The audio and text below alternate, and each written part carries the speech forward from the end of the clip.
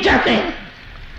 ایک بادشاہ تھا، بادشاہ، اس کا ایک ہی بیٹا تھا جوان، شادی تو اس کی ہو گئی تھی، لیکن بادشاہوں کو بہت شوق ہوتے ہیں، شادیوں کے بھی شوق ہوتے ہیں، گھروں کے بھی شوق ہوتے ہیں، ملکوں کو بھی حاصل کرنا چاہتے ہیں.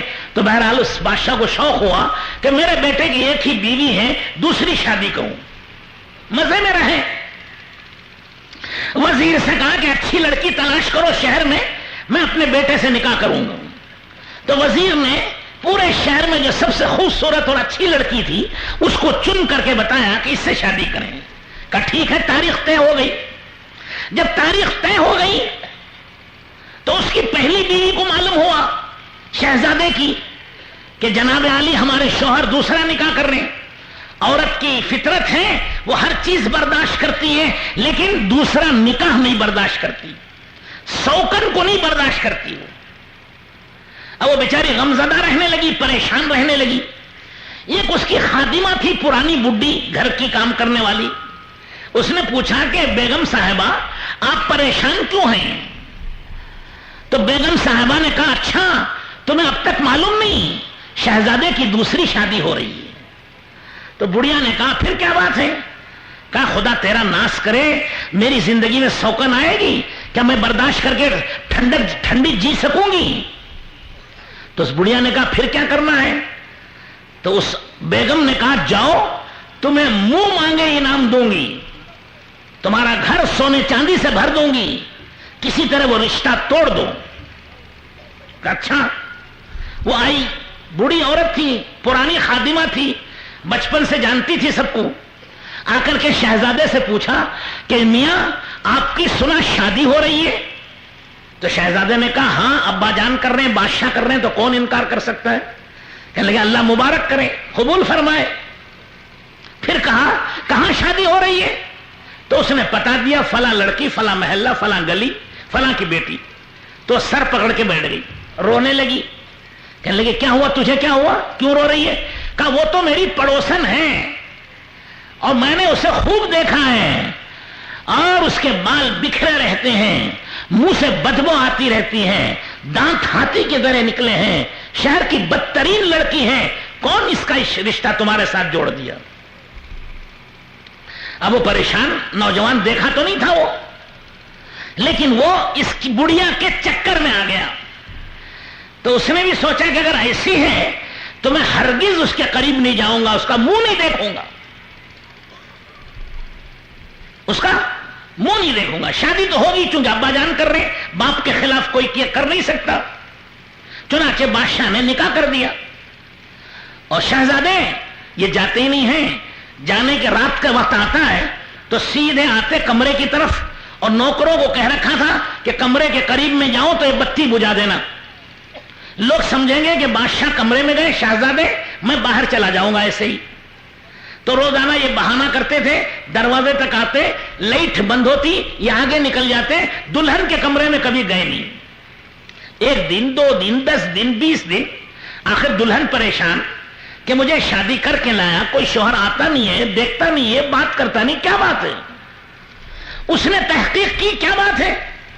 تو اسے بھی یہ خادمہ نے کہا کہ تمہارے بارے میں یہ مشہور کر دیا ہے کہ تم جھیتری خالہ ہو، تمہارے بال بکھرے رہتے ہیں، تمہارے منہ سے بدبو آتی ہے، تمہارے دانت ہاتھی کی طرح نکلے ہیں، سڑا جسم ہے، تم بری عورت ہو، اس لیے شہزادے نفرت کرتے، تمہارے پاس آتے نہیں.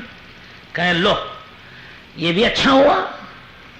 تو اس عورت نے، وہ ہوشیار بھی تھی، آخر شہزادی بن کے محل میں آئی ہے تو کوئی بدھو تو نہیں ہے، وہ ہوشیار تھی.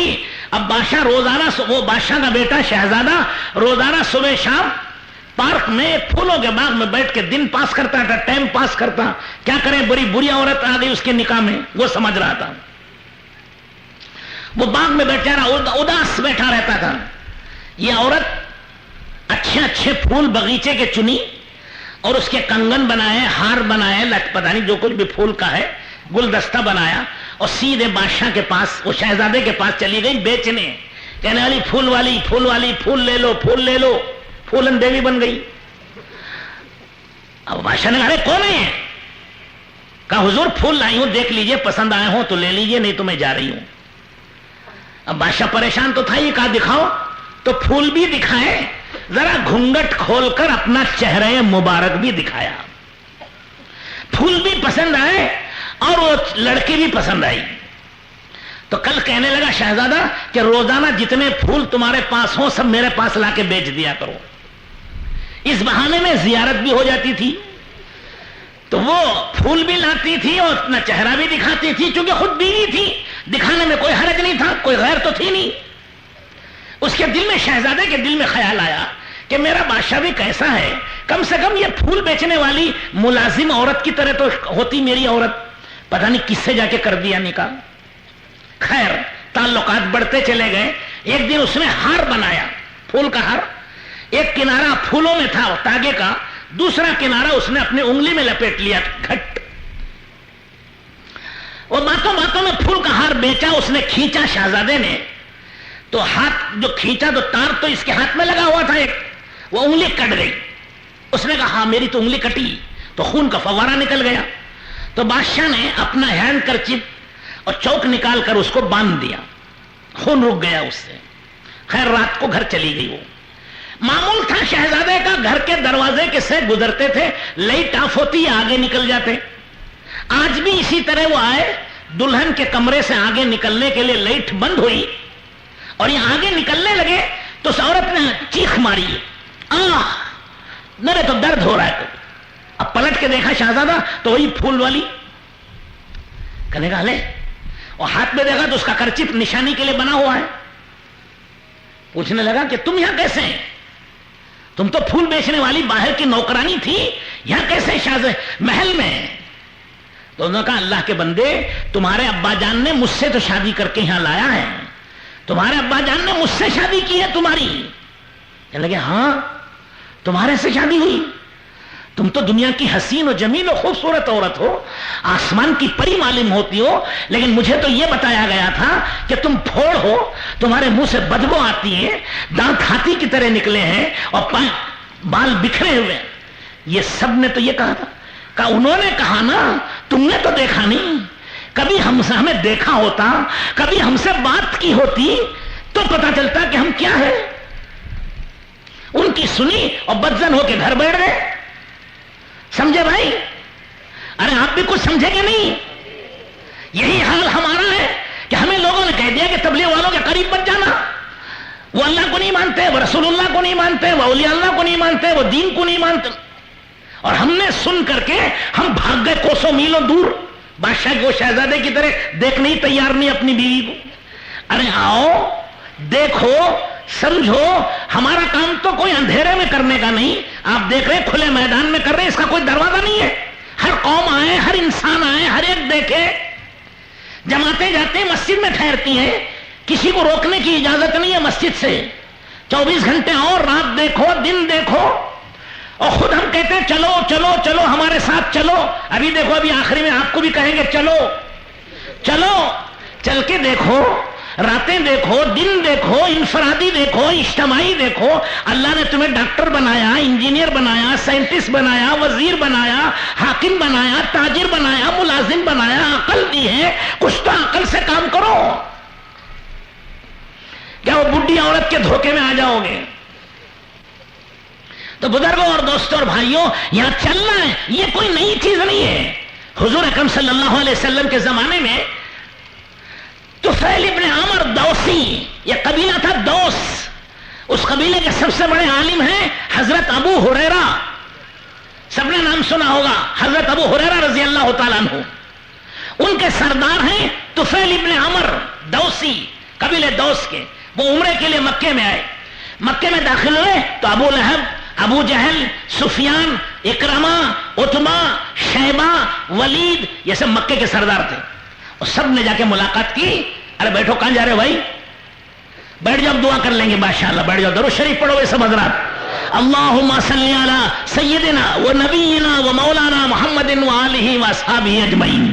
تو سب لوگوں نے جا کر کے طفیل ابن عامر دوسی سے کہا کہ بھائی تم یہاں آئے ہو عمرے کے لیے، تم قوم کے سردار ہو، دیکھنا یہاں محمد صلی اللہ علیہ وسلم نے نبوت کا دعویٰ کیا ہے، ان کی بات مت سننا، ان پہ ایمان مت لانا. اگر ایمان لاؤ گے، ان کی بات سنو گے تو میاں بیوی میں پھوٹ پڑ جائے گی. باپ بیٹے میں پھوٹ پڑ جائے گی اور قوم کی سرداری چھوٹ جائے گی، خبردار۔ تو وہ ان کی باتوں میں آ گئے۔ انہوں نے کیا کیا؟ ایک روئی خریدی، روئی کاٹن، اور کان میں رکھ لیے، دونوں کان میں، کہ حضور کی آواز میرے کان میں نہ پڑے۔ عمرہ کر لیا۔ ایک دن رسول اللہ صلی اللہ علیہ وسلم بیت اللہ کے سامنے مقام ابراہیم پر نماز پڑھ رہے تھے۔ طفیل ابن عمر کے دل نے کہا، کسی انسان نے نہیں، خود اس سردار کے دل نے کہا کہ طفیل تو کیا پاگلوں کا کام کر رہا ہے؟ کانوں میں روئی ٹھوس لی، بات نہیں سن رہا ہے۔ ارے پاگل، بات سن، اچھی لگے تو قبول کر، نہ لگے تو چھوڑ دینا۔ یہ کیا دیوانوں کی طرح تو نے کان میں روئی ٹھوس لی؟ تو چنانچہ کان سے روئی نکال کے پھینکی اور حضور صلی اللہ علیہ وسلم کی خدمت میں حاضر ہوئے اور عرض کیا کہ یا رسول اللہ، آپ کس کی دعوت دیتے ہیں؟ آپ نے دعوت دی ایک اللہ کی عبادت کرو، ایک مجھے نبی مانو اور میرا ساتھ دو، سچ بولو، امانت داری سے رہو، عدل و انصاف کرو، عورتوں پہ ظلم مت کرو، زنا مت کرو، چوری مت کرو، بچوں کو قتل مت کرو۔ کہنے لگے یہ تو اچھی تعلیم ہے۔ کہا میں یہی تعلیم دیتا ہوں۔ تو انہوں نے وہی کہا کہ مجھے تو مکے والوں نے یہ کہا، یہ کہا، یہ کہا۔ کہ وہ سب نہیں، یہ ہے میری تعلیم۔ تو فوراً اسلام قبول کر لیے اور گئے اپنے قبیلے میں، محنت کی، 80 گھرانوں کو اسلام میں داخل کرایا۔ 80 گھرانے ان کی محنت سے جہنم سے بچے اور جنت میں چلے گئے۔ اگر مکے والوں کی بات سن لیتے تو یہ 80 گھرانے جہنم میں چلے جاتے۔ ایسے ہی میرے دوستوں، یہ اوڑ پٹانگ ادھر ادھر کی باتیں سنیں گے تو پتہ نہیں کتنی بے دینی ہمارے اندر اور بڑھ جائے گی۔ آج بھی بے دینی کچھ کم نہیں ہے۔ ہم اپنے گھر میں بیٹھ کر کبھی جائزہ لیں، اپنی بیوی بچوں کو بٹھا کر کبھی نماز کا مذاکرہ کرو کہ کسے نماز یاد ہے، کسے یاد نہیں ہے۔ دیکھو وضو کے فرائض، نماز کے فرائض پوچھو، واجبات پوچھو، 90% مسلمانوں کو پتہ نہیں ہے۔ کیوں؟ سیکھا نہیں ہے۔ بغیر سیکھے کیا آئے گا؟ ماں کے پیٹ سے کوئی سیکھ کے نہیں آتا۔ تو یہ دعوت و تبلیغ اسی کے لیے ہے کہ ہم سیکھیں، ہم سمجھیں اور صحیح راستے پر چلیں اور دوسروں کو صحیح راستے پر چلنے کی دعوت دیں۔ یہ ہمارا کام ہے، یہ ہماری زندگی کا مقصد ہے۔ ہم اسی کے لیے پیدا ہوئے ہیں۔ ہم نہیں کریں گے تو کون کرے گا؟ یہ کام نبی کرتے تھے اور اللہ تعالیٰ نے حضرت سیدنا و مولانا محمد الرسول اللہ صلی اللہ علیہ وسلم کو آخری نبی بنایا، خاتم النبیین۔ آپ نے فرمایا الا لا نبی بعدی، اچھی طرح کان کھول کے سنو، میرے بعد کوئی نبی نہیں ہے، ولا امت بعدکم، تمہارے بعد کوئی امت نہیں ہے، میں آخری نبی ہوں، تم آخری امت ہو، میں دنیا سے رخصت ہو رہا ہوں۔ فرمایا الا فلیبلغ الشاہد منکم الغائب، اچھی طرح سنو، جو کچھ میری باتیں تم سن رہے ہو وہ غائبین تک پہنچا دو۔ میں دنیا سے رخصت ہو رہا ہوں لیکن میری جگہ تم ذمہ دار ہو۔ میرا دین قیامت تک کے لیے ہے، میری نبوت قیامت تک کے لیے ہے۔ آج بھی حضرت رسول اللہ صلی اللہ علیہ وسلم زندہ ہیں، اپنی قبر مبارک میں باحیات ہیں، ہر پیر و جمعرات کو ہمارے اعمال پیش ہوتے ہیں۔ آپ دیکھیں گے کہ یہ میرے امتی ہیں، ان کے یہ اعمال ہیں۔ آپ خود ایمانداری سے بتاؤ حضور صلی اللہ علیہ وسلم کے دل پر کیا گزرتی ہوگی؟ جس امت کے لیے پتھر کھائے، دندان مبارک شہید کرایا، جس امت کے لیے بیٹیوں کو شہید کرایا، جس امت کے لیے چچا کا کلیجہ چبایا گیا، آج اس امت نے حضور کے دین کو بھلا دیا، حضور کا کلمہ بھول گئے، حضور کا قرآن بھول گئے، شراب میں، جوئے میں، بدماشی میں لگ گئے۔ حضور کے دل پر کیا گزرتی ہوگی؟ جس باغ کو اپنے جسم کا خون دیا تھا، جس باغ کے درختوں فرائض کو زندہ کرنے پانی نہیں خون دیا تھا، آج اس امت نے اس باغ کا ستیہ ناش کر دیا۔ اس کے لیے میرے دوستوں، بزرگ اور بھائیوں، موت سے پہلے پہلے توبہ کریں گے اور دین سیکھیں گے، دین سکھائیں گے، بیڑا پار ہو جائے گا۔ اور خدا نخواستہ اسی غفلت میں موت آ گئی تو قیامت کے دن خون کے آنسو رونا پڑے گا اور آنکھوں کا پوچھنے والا بھی کوئی نہیں ہوگا۔ اس کے لیے دوستوں، بزرگ اور بھائیوں، سب نیت کرو، انشاءاللہ جب تک جیئیں گے دعوت و تبلیغ کا کام کریں گے۔ کیوں میں سب کریں گے؟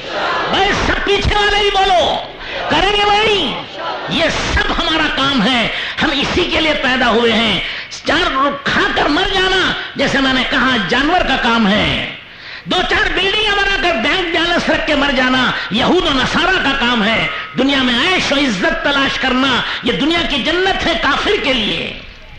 مسلمان دنیا میں پیدا ہوا ہے اللہ کے نام کو اونچا کرنے کے لیے، اللہ کے کلمے کو بلند کرنے کے لیے، اللہ کے نبی کی سنتوں کو پھیلانے کے لیے.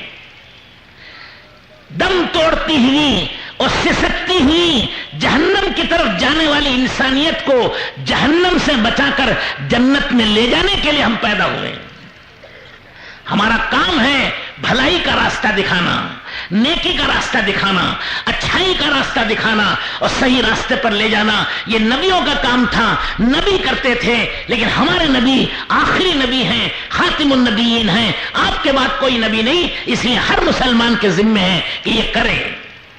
فرمایا بلغوا عنی ولو آیا، ایک بات بھی معلوم ہو تو دوسرے تک پہنچا دو. اور ہر مسلمان کو 2 باتیں تو معلوم ہیں. ایک لا الہ الا اللہ، یہ ایک آیت ہے قرآن کی. بلغوا عنی ولو آیا، ایک آیت بھی معلوم ہو تو پہنچا دو. ایک آیت لا الہ الا اللہ اور دوسری آیت محمد الرسول اللہ. کیوں اتنا تو یاد ہے سب کو؟ تو 2 آیتیں تو سب کے پاس ہیں.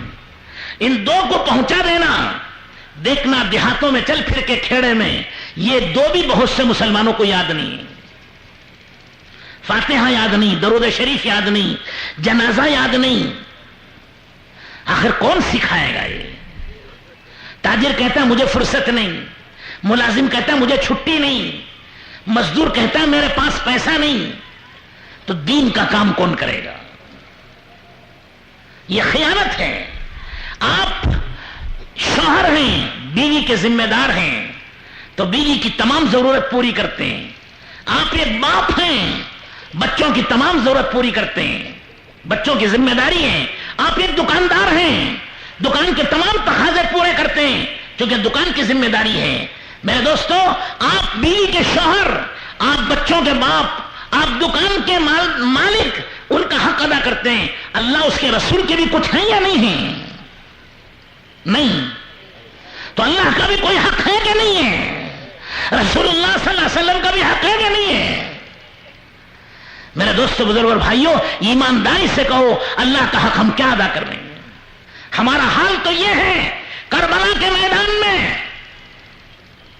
یزیدیوں نے اعلان کر رہا ہے یہ نہر فرات، یہ نہر ہے ندی، اس کا پانی انسان پیے، جانور پیے، گدھے پیے، کتے پیے، سب کو اجازت ہے. لیکن رسول اللہ صلی اللہ علیہ وسلم کے جگر کا ٹکڑا، فاطمہ کا لال حسین نہ پیے. اس سے بڑی کیا دشمنی تھی ان کی؟ یہی حال ہماری زندگی کا ہے. ہماری زندگی میں کھیل تماشے کے لیے وقت ہے، ہماری زندگی میں کھانے پینے کے لیے وقت ہے، ہماری زندگی میں پکنک کے لیے وقت ہے، گھومنے پھرنے کے لیے وقت ہے. ہماری زندگی میں حضرت محمد الرسول اللہ صلی اللہ علیہ وسلم کے زخموں کے لیے مرہم نہیں ہے. ہماری زندگی میں اللہ کے دین کا سیکھنے کے لیے وقت نہیں ہے. پکنک کو وقت ہے، بیڑی پینے وقت ہے، سگریٹ پینے وقت ہے، چائے پینے وقت ہے، نماز کے لیے وقت نہیں ہے، قرآن کی تلاوت کے لیے وقت نہیں ہے. یہی تو مطلب ہوا کہ اس نہر سے گدھا پانی پیے، کتا پانی پیے، فاطمہ کا لال نہ پیے. انہوں نے رسول اللہ صلی اللہ علیہ وسلم دشمنی کا ثبوت دیا. اور آج ہم کیا کر رہے ہیں؟ میرے دوستوں، بزرگ اور بھائیوں، یہ زندگی یوں ہی نہیں گزرے گی. قیامت کے دن اس کا حساب ہوگا. موت سے پہلے پہلے توبہ کرنے والوں کا بیڑا پار ہوگا، ورنہ میرے دوستوں، بزرگ اور بھائیوں، خون کے آنسو روئے گا اور اس کی آنکھوں کا پوچھنے والا بھی کوئی نہیں ہوگا. اللہ ہم سب کی حفاظت فرمائے. اس کے لیے ہمارا کام ہے، یہ ہماری زندگی کا مقصد ہے. ہم اسی کے لیے پیدا ہوئے ہیں کہ اللہ کا دین سیکھیں، اللہ کا دین پھیلائیں. روزی اللہ دیتے ہیں، برکت اللہ دیتے ہیں، صحت اللہ دیتے ہیں، زندگی اللہ بناتے ہیں، حالات اللہ بناتے ہیں. وہ خالق ہیں، وہ مالک ہیں، وہ رب ہیں، وہ فرد ہیں، وہ احد ہیں، وہ مالک شہنشاہ ہیں، وہ پالنہار ہیں. سب کچھ کرنے والی ذات ایک اللہ کی ہے. حضرت محمد صلی اللہ علیہ وسلم وہ رحمت ہیں، وہ نعمت ہیں، وہ ہدایت ہیں، وہ ہماری دنیا آخرت کی مغفرت اور نجات کا ذریعہ ہیں. آپ کی شفاعت ہوگی، آپ کے قدموں میں جنت ملے گی. شرط یہ ہے کہ زندگی رسول اللہ کے طریقے پر گزار دیں.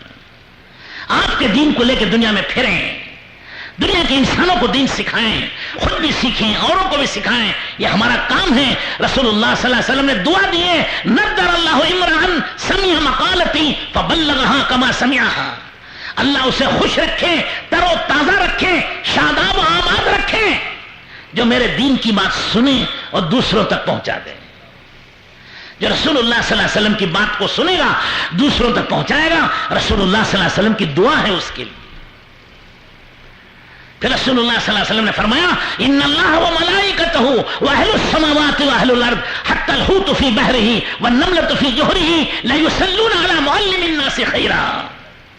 اللہ جل شانہ، اس کے فرشتے، آسمان کی مخلوق، زمین کی مخلوق، سمندر کی مچھلیاں، بلوں کی چونٹیاں ان کو دعا دیتی ہیں جو دنیا میں خیر و بھلائیوں کو پھیلانے کے لیے نکلتے ہیں. کیا مطلب؟ یہ کہنا چاہتے ہیں کہ لوگوں اللہ کے راستے میں پھر نکلو، دنیا میں خیر و بھلائیوں کو پھیلاؤ. تم اکیلے نہیں ہو، تمہارے پیچھے اللہ کی ذات ہے، اللہ کے فرشتے تمہارے ساتھ ہیں، آسمان و زمین کی مخلوق تمہارے ساتھ ہیں. جب ساری مخلوق اور مخلوق کا خالق اور رب تمہارے ساتھ ہیں تو تمہیں گھبرانے کی کیا ضرورت ہے؟ اس کے لیے دوست بزرگ بھائیوں، اللہ پر بھروسہ کرو، اللہ پر یقین رکھو، اللہ کے رسول کی دعائیں کو لو اور کھڑے ہو کے بولو 4 مہینوں کے لیے کون کون تیار ہیں؟ اللہ تمہاری جان، مال، عزت و آبرو میں برکت نصیب فرمائے، روزی رزق کمائی میں ترقی نصیب فرمائے، دنیا آخرت کی تمام بھلائیاں خدا تمہیں نصیب فرما دیں. اب کھڑے ہو کے بولو 4 مہینوں کے لیے کون تیار ہے؟ کھڑے ہو جائیے. ہاں بھائی. میں اب امن نہیں،